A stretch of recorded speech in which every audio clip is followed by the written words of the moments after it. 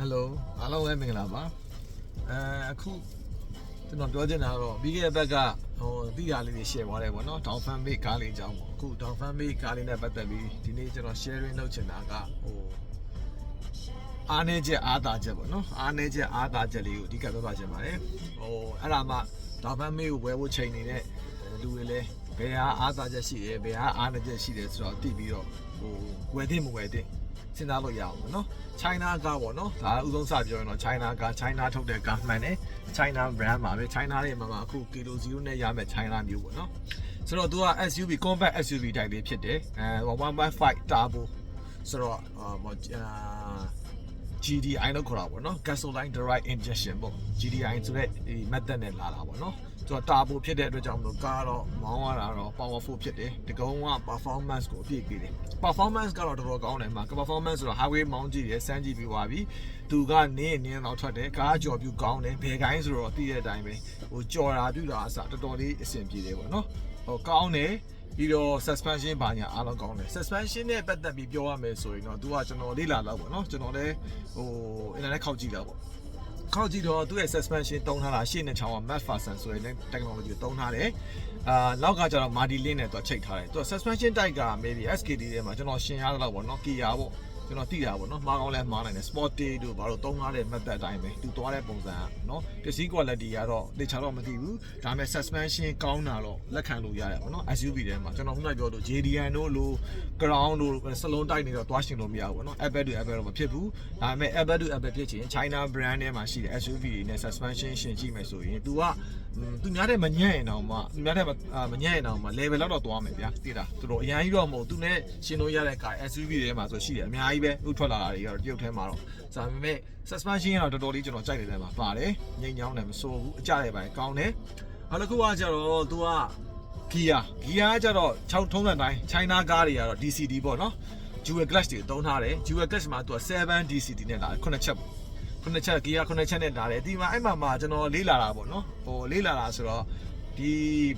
Dual clutch တွေမှာ तू က watt နဲ့ drive ဆိုတာရှိတယ်မမလိုပြောရင်တော့အဆိုနဲ့6ပေါ့ဗျာဒီလိုမျိုးတော့ဒီ watt DCD ပေါ့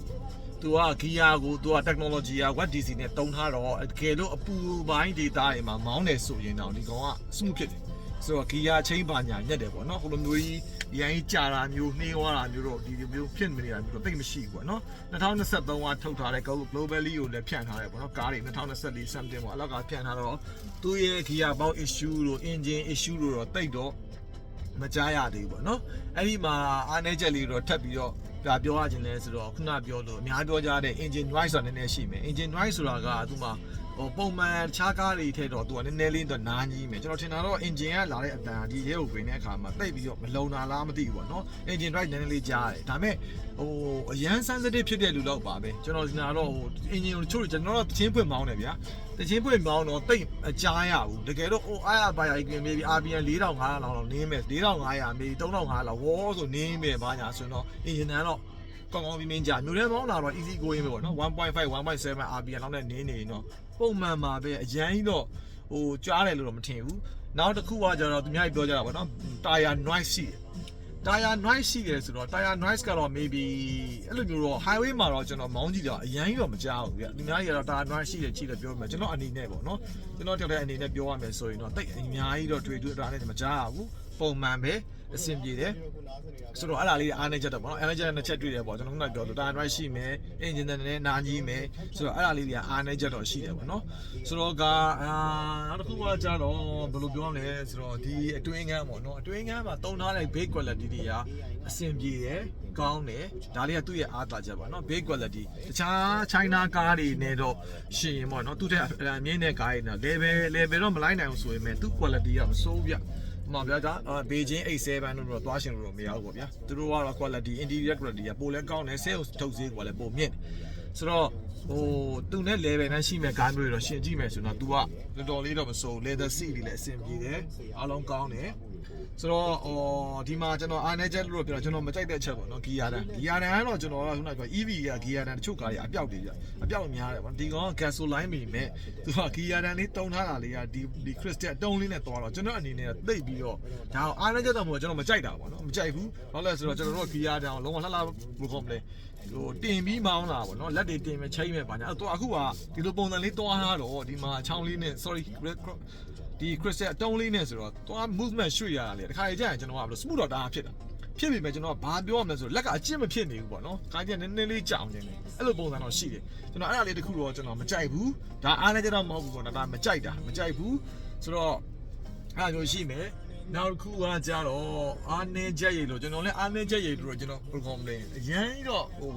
မပြောတော့တဲ့အရန်မတွေ့ဘူးပေါ့နော်အားနေချက်တော့အားတာချက်ကတော့ပုံများဥပမာဗျာ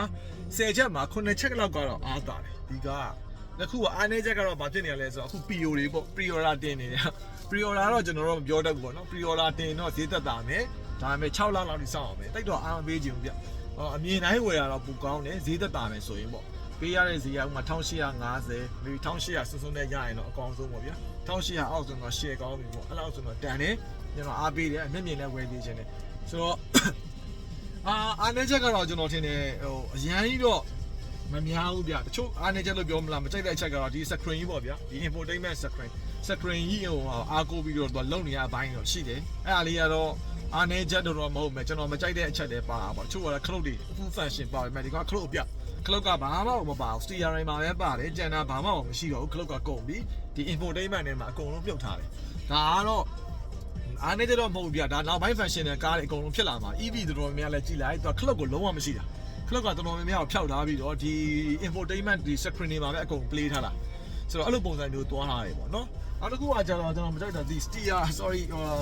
ဒီ seat belt ပေါ့နော်စီးဘက်မှာကြီးရစီးဘက်မှာအလဲမှာသူခောက်ချောင်းကြိုးကြီးဒီမှာတစ်ခုတော့ရှိတယ်ပေါ့နော်ဒီလိုမျိုးနေရာမှာအဲ့ခောက်ချောင်းကြိုးကြီးတုတ်ထားတယ်အဲ့ဘာလေးပဲလို့မသိဘူးချုပ်ထားရပေါ့နော်အဲ့လိုပုံစံလဲတဲ့မှာဘိုက်မှာတွားပြီးတော့အဲ့လိုပုံစံဖြစ်နေတယ်ပေါ့ဘလို့ဒါကတော့အားနေတော့မဟုတ်ဘူးမဲ့သူဘလို့အတိုင်း IN ချက်တော့ကျွန်တော်မသိတာပေါ့နော်အဲ့ပုံစံရှိတယ်ပြီးတော့က speaker တော့ကောင်းတယ်ဆိုမဲ့ဒါဘာ brand မှတော့ပါမနေဘူးပေါ့နော်ဘာ speaker ပေါက်သုံးထားလဲဆိုတော့ကျွန်တော်မသိဘူးဒါပေမဲ့အတန်တော့ကောင်းတယ်ဒါပေမဲ့ speaker ပေါက်ရဲ့ဟိုမှာလက်ထားပါတော့ brand တစ်ခုတော့ပါမှာဘာ brand မှတော့မပါနေဘူးဒီတိုင်းပဲ speaker ကတော့ဆိုတော့အဲ့ speaker လေးတစ်ခုတော့ကျွန်တော်ဟိုဖြစ်တယ်တွေ့ရတယ်ပေါ့နော်ဒီ sofa တွေ interior design တွေ leather သုံးထားတာတွေဒီခလုတ်လေးတွေကစဟိုတော်တော်ကောင်းတယ်ဗျခလုတ်လေးတွေဆိုလဲထောက်တဲ့နေရာပဲနှုတ်ရင်နှိပ်ရင်ပေါ့နော်လုံးဝသေချာလေးကောင်းတယ် window တင်ချရင်လည်းအဆင်ပြေတယ်ဆိုတော့သုံးထားတဲ့ big quality ကတော်တော်လေးမိုက်တယ်နော်အဲ့လေးကတွေ့ရတယ်ဆိုတော့အားသာချက်တွေကိုပြန်ပြောရမယ်ဆိုရင်အားသာချက်ကတော့အဓိကကတော့ 1.5 turbo GDI method သုံးထားတယ် dual clutch မှာ watt နဲ့သုံးထားတယ်ပြီးတော့သူက 23550R 20 inches alloy နဲ့လာတယ်အဲ့ဒါလေဟိုပါပေါ့နော်တခြားနိုင်ငံတွေမှာကျွန်တော်ကြည့်ရလောက်တော့သူက20ပေါ့နော်20 inches မဟုတ်ဘဲနဲ့ weight short လာပြီးတော့ရှိတယ်ဆိုတော့မဟုတ်ဘူးဒီဗမာပြည်ဝင်တဲ့ဒီ IC ကားတွေပေါ့နော်ဒီ IC ကားအကုန်လုံးကသူ့ရဲ့ grade ကားကြတော့20 inches ကိုသုံးထားတယ်20 inches မှာကျွန်တော်ကြိုက်တာက Dunlop tire ဆိုတော့ China ကားခြားကားတော့ကျွန်တော်မသိဘူးပေါ့နော်ကျွန်တော်ကြိုက်တယ်ကတော့ဒီ tire တစ်လုံးသိရတယ်နင်းမှာမဟုတ်ဘူးဆိုတော့ 23550R ပေါ့နော်ဆိုတော့အဲ့ဒီမှာဟို Dunlop tire ကိုသုံးပေးထားတာတော်တော်လေးမိုက်တယ်ဗျာတိတာဒါပေမဲ့တခုလင်းရရင်တော့လည်း e-sight နေမှာပဲ Dunlop tire လေးသုံးတာလေးလုံး original Dunlop ကိုသုံးထားပြီးတယ်အဆင်ပြေတယ်ဟိုတာသားလေးလည်းကောင်းတယ် share ပဲပြီးအလွိုင်းကလည်း share ပဲသူ့ရဲ့ design လေးပေါ့နော်ကားလေးနဲ့လိုက်အောင်သူကလုံးဝ design လုပ်ထားတယ်ဆိုတော့20တုတ်ထားကြ ground clearance ကတော့ပြောမနေနဲ့တော့ဘူးเนาะဒီဟိုက ground clearance ကတော်တော်လေးလွတ်တယ်ဗျတောင်ဂျိုင်းတွေခွက်တွေလည်းပစ်ချလို့ရတယ်ဒီကောင်ဘာမှပြတ်တာမရှိဘူးငါဘီလမ်းနဲ့ကောင်းတဲ့ရေတွေပါတက်လဲကြော်လို့ရတယ် no issue ပေါ့เนาะပြီးတော့အောက်မှာ engine ဘုံးပါမယ် engine ကာထားတဲ့ဟာပါမယ်ဆိုတော့ခြား China ကားရမပါဘူးလို့ပြောတယ်ဒီကောင်ကတော့ပါတယ်ပေါ့เนาะဒါလေးတခုတော့ကြိုက်တယ်အဲ့ဒါလေးတွေကတော့အားသာချက်လေးတွေပေါ့ဆိုတော့နောက်ဖုန်း day gate ကလည်းတော်တော်လေးကောင်းတယ်နောက်ဖုန်း day gate ဘာကောင်းလဲဆိုတော့ function စုံတယ်လို့ပြောရမှာဗျာတချို့ day gate တွေအဖွင့်ပိတ်လောက်ပဲရတယ်ဒီကောင်ကကြောင့်ဘာလဲဆိုတော့ kit sensor တော့မပါဘူးဒါပေမဲ့ तू က delay ပိတ်လို့ရတယ်အမှနှစ်ချက်နှိပ်ထားလို့ရှိရင် तू ကချက်ချင်းမပိတ်သွားသေးဘူးပစ္စည်း AC ချပြီးတော့မှ तू auto ပိတ်သွားတဲ့ဟာမျိုးအဲ့လိုမျိုးလေးတွေပေါ့အဲ့တစ်ချက်ပြီးတော့ပစ္စည်း AC ချလို့မပြီးသေးရင်တော့မှလူရှိနေရင် तू sensor နဲ့မပိတ်ဘူး तू အဲ့လိုမျိုးလေးတွေရှိတယ်ပြီးတော့ဒီမှာကျ adjust လုပ်လို့ရတယ်နောက်ဖုန်းကကြတော့ကျွန်တော်တို့ကမှအရက်မြင့်တဲ့လူဖြစ်ဖြစ်အရက်ပုတဲ့လူဖြစ်ဖြစ်သူကအကုန်လုံး adjust လုပ်လို့ရရက်ပုတဲ့လူကြရင်လည်းဟိုးထိတ်ဆုံးကိုတင်ထားရင်နောက်ဖုန်းရဲ့ဟိုမမီမှာမဟုတ်လေခလုတ်ကိုဆိုတော့အဲ့ဒီပြဿနာက तू ကဘာလုပ်ပေးထားလဲဆိုတော့ကိုယ့်ရဲ့အရက်နဲ့ကိုယ့်ကို level လိုက်အောင် adjust ဆိုပြီးတော့နောက်ဖုန်းကိုလည်း तू ကလုံးဝဒီ take electronic ပေါ့နော်ဒီ electronic tailgate ကိုမှလုံးဝကိုသူကချိန်ညှိလို့ရတဲ့ design မျိုးလေးလောက်ထားတယ်ဆိုတော့နောက်တစ်ခုကကြတော့ဒီ motor တွေပေါ့နော်ဒီအပေါင်းဖွင့်တဲ့ motor တွေဒီ seat motor အတန်လေးတွေအဲ့လိုမျိုးလေးတွေကမိုက်တယ်ဗျဘယ်လိုပြောရမလဲဆိုတော့quality ကောင်းသုံးခိုင်းပုံစံလေးတွေနားထောင်ကြည့်အတန်လေးတွေကတော့သူ့အတန်လေးတွေကမိုက်တယ်ဂျွီဆိုတော့တွားတဲ့ပုံစံလေးတွေအရန်နားထောင်လို့ကောင်းတယ်ပေါ့နော်ပြောရမယ်ဆိုရင်ပုံစံလေးအဲ့ပေါ့quality ကောင်းသုံးထားတဲ့ပုံစံမျိုးလေးပေါက်တယ်ဗျသူ့ motor တန်လေးတွေကအဲ့လိုမျိုးလေးတွေပြီးတော့ဒီဘာခေါ်မလဲ signal ပြတဲ့အားလေးတွေပေါ့ကြားလာတော့မသိဘူးသူ signal ပြတဲ့ဒီအတန်လေးတွေပေါ့နော်အဲ့အတန်လေးတွေကလည်းကျွန်တော်တော့ကြိုက်တယ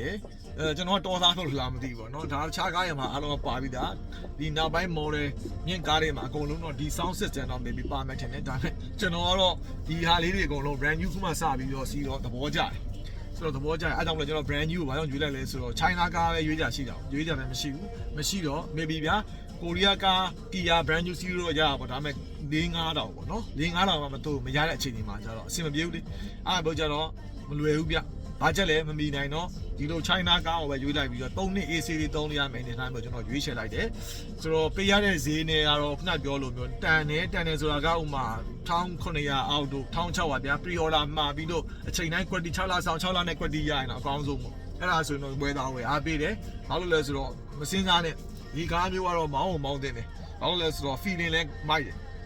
ကားမိသားစုလည်းကောင်းတယ်ကောင်းကျေဝင်စီးတယ်တခုပဲကျွန်တော်ခီးသွားအရန်ကြိုက်တဲ့လူဖြစ်တဲ့အတွက်ကြောင့်ဒီကားကိုရွေးတာခီးသွားရင်တော့ဒီကားတော်တော်ကောင်းမယ်ကားတော်တော်လေးဆင်ပြေတယ်တောင်တက်မလားမြေပြန့်မောင်းမလားလိုချင်တဲ့ speed သွားမလားပုံမှန်သွားအထဲမှာလည်း east ပဲမောင်းရတဲ့လူလည်းမပင်ပန်းဘူးအဲ့လိုမျိုးလေးတွေတော့ကျွန်တော်သဘောကျတယ်ပေါ့နော်အဲ့လိုမျိုးလေးတွေပေါ့အဲ့ဒါကြောင့်လည်းသူကနည်းနည်းလေးပေါက်တယ်ထဲမှာပါရှေ့ရှဲရလဲလုံးဝကိုအိုင်းကတ်ချင်းဖြစ်တယ်ပေါ့နော်ကြည့်လိုက်လို့ရှိရင်လုံးဝဘာကြီးမှန်းအောင်မသိတာရှေ့ရှဲကတော်တော်လေးမိုက်တယ်သူချိုးထားတဲ့ shape ကောဘာအကုန်လုံးကောင်းတယ် body ကကြတော့ aerodynamic အချိုးကိုချိုးထားတယ်လေခွင်းကတော့ကောင်းတယ်လေခွင်းကတော့တကယ်ကောင်းတယ်သူ့အချိုးထားတဲ့အချိုးကပုံစံကကျွန်တော်ကြည့်လောက်တော့သူ့ရဲ့အချိုးကဟာလုံးဝကိုလေခွင်းကကောင်းမဲ့ဒီဇိုင်းကိုသူရွေးချယ်ပြီးတော့ထုတ်ပေးထားဆိုတော့အဲ့တခုကောင်းတယ်ကအလူးဘာညာတော့မရှိသေးဘူးဒါပေမဲ့ပေါ့နော်နေပြီးတော့လမ်းဘာညာမောင်းကြည့်ပြပဲတိပေါ့နော်အဲ့လမ်းမှာမောင်းရသေး highway မှာကျွန်တော်ခုနသွားတော့မျိုးပြင်ထွက်လိုက်တယ်ဒါပေမဲ့ကောင်းတယ်ဗျလူးတာဘာညာတော့တိတ်မရှိဘူးbalancing ဖြစ်တယ်အဆင်ပြေတယ်ပစ္စည်းပိုင်းကတော့ကျွန်တော်တေချာတော့မသိသေးဘူးပေါ့နော် spare parts ကတော့ဒီ maybe ဒီမှာ show လည်းရှိတယ် SKD ဖြစ်တဲ့ကြောင့်ပစ္စည်းပိုင်းဘာညာဒါမဲ့လည်းလောသေးတော့ထပ်ထည့်ကြတော့မလို့သေးဘူး engine wire လောက်ပဲလဲရမယ် engine wire လည်းခုကြာတော့2သိန်းခွဲ2သိန်း6တောင်း maybe ကီလို9000တခါပြေးမှလဲပေါ့နော်အဲ့လိုပုံစံကြတော့အဆင်ပြေမယ်ဗျဆိုတော့ဘာမှထက်ကြမလို့တဲ့အနေထားလေးပေါ့နော်အားလေးတွေပါကျွန်တော်တက်တာဒါလေးတွေကတော့တော်တော်များအားသာချက်လေးပေါ့ရွေးချယ်တာရှိတာပြတာပေါ့ JDN နဲ့တော့သွားမရှင်းနေပေါ့ဗျာ JDN ကတော့ JDN ပဲပေါ့ JDN ကိုလည်းဘာမှပြောချင်ပါဘူး JDN ကဘာကြောင့်လဲဆိုတော့ကားကောင်းနေရှိရင်တော့ဝယ်သာစီ JDN ဥပမာဗျာ JDN ကိုကားလုံးဝထိခိုက်ဂျိုကားမဟုတ်တဲ့ကားမျိုးဆိုတွေ့ရင်ဝယ်သာစီအားပေးတယ် JDN ကျွန်တော်က JDN ကြိုက်တယ် JDN ပဲဒါပေမဲ့ကျွန်တော်တို့ကကားကောင်းလည်းမတွေ့ဘူးကားလည်းမရှာတတ်တဲ့လူမျိုးဘယ်လိုလူမျိုးဝယ်ရမှာဆိုအဲ့လိုလူမျိုးဝယ်ရမှာဘာလို့ကားလည်းမရှာတတ်ဘူးကိုကိုရိုင်းလည်းကားအောင်မသိဘူးပွဲစားလည်းကိုယ်မယုံဘူးချင်းချင်းခံရမယ်အဲ့ဒါမျိုးဆိုရင် JDN ကိုတွားအောင်မဝယ်နဲ့ပြီးတော့ JDN ကမဟုတ်ဘူး SKD အဟောင်းပေါ့နော်ဥမာဘာကားဖြစ်ဖြစ်ဘာ SKD ပဲဖြစ်ဖြစ်အဟောင်းတွေဆိုလဲမှာကိုမကြည့်တယ်ဆိုရင်တော့တွားမဝင်နဲ့ SKD ကလည်းပြဿနာဘာရှိလဲဆိုမှ parts တွေပိုသေးကြီးမယ်ချုပ်ကားတွေကဥမာဗျာ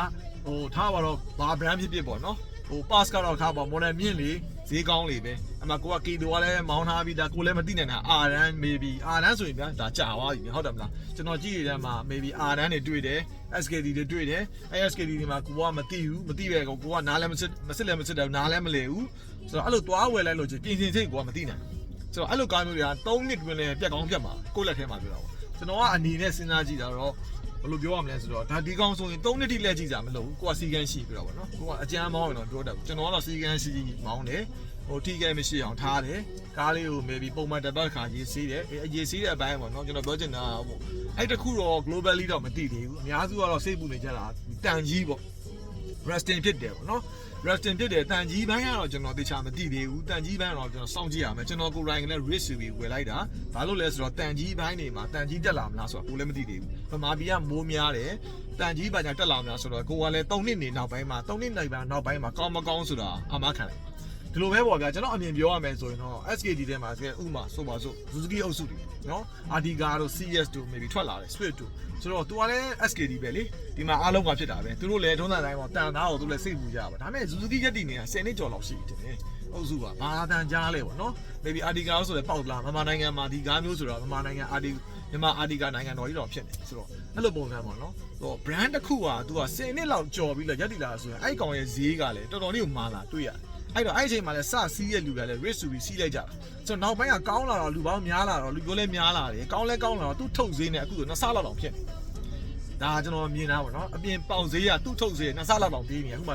တိုက်ဒီပေါ့နော်နောက်ဆုံးကားဆို2000ထက်မှကြီးပဲဘလို့မှဝယ်လို့မရတဲ့ကားမျိုးတွေဆိုတော့ဒါကတော့မကောင်းဘူးသူ့ကားကောင်းလို့လေဒါ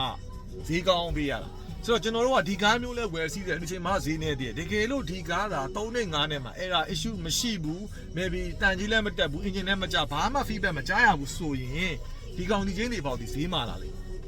ဒါကျွန်တော်ပြောချင်တာမသိဘူးပေါ့ဗျာဒါကျွန်တော်လည်းမှန်းလိုက်တော့မဟုတ်ဘူးဒါပေမဲ့ကျွန်တော်ပြောချင်တာဈေးတန်းတစ်ခုတော့မရှုံးနိုင်ဘူးပေါ့ဗျာပြန်ရောင်းရင်တော့ဘာလို့ပေါက်သွားပြီအဲ့လိုဖြစ်နေတာအခုကျွန်တော်တို့ကိုယ်တိုင်က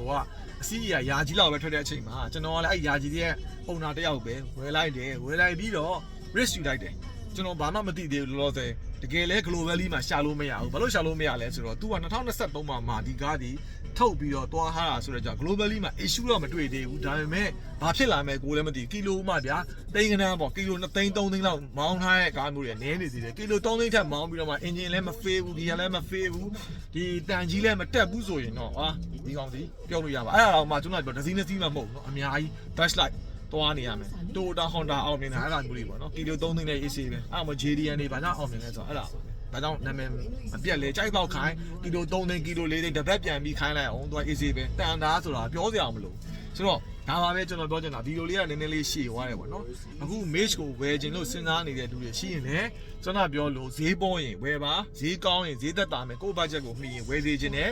အားနေချက်ကတော့ခုနကျွန်တော်ပြောတဲ့အချက်တော့ရှိမယ်ဒါပေမဲ့ကျွန်တော်မသိရလဲရှိကောင်းရှိမယ်ဗျာတချို့နေရာတွေကပို့ကိုယ့်ဘက်ကတော့နည်းနည်းတော့လေ့လာကြည့်ဒါပေမဲ့ကျွန်တော်အနေနဲ့ဒီဗမာနိုင်ငံဒီလန်ဒီအချိန်တွေဒီ condition ပေါ့နော်ဒီ brand new kilo 0လေးရတယ်ဆိုရင်ပဲ SUV လည်းကြိုက်တယ်ဆိုရင်ဒီကားတော့တင်အတွက်ပဲဖြစ်မှာပါဆိုတော့အားလုံးကိုကျေးဇူးတင်ပါတယ်